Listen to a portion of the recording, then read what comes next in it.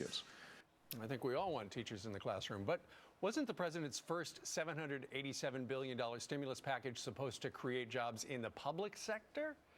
We are back with our political panel.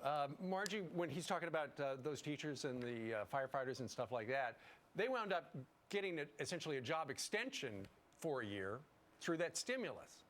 Well, you had a lot of states struggling still. I mean, I think it's important to remember what things were like a few years ago, where everyone was concerned about where the country was headed. And so the stimulus, I think, and since then we saw some improvement. But of course, as the president noted yesterday, that the economy has gotten a little worse over the last year. And so some states have had to take action, and that's why you see a lot of these layoffs.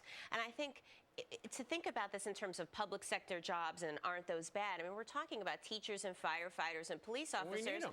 And so then to pose the question that the president did, so why wouldn't we want to have some extra help to make sure that those folks can get rehired, Sure. rather than have a political debate, a partisan debate over government spending? Sure. Roger?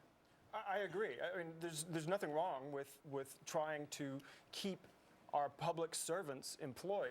We've lost 680,000 public sector workers over the last few months, Sure. and that's terrible. But the problem is we still have a net deficit in jobs.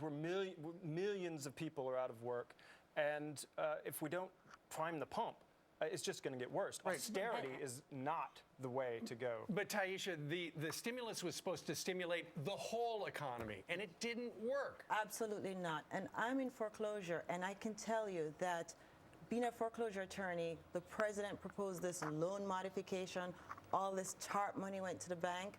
People are still losing their homes. 30% of the homeowners get a modification.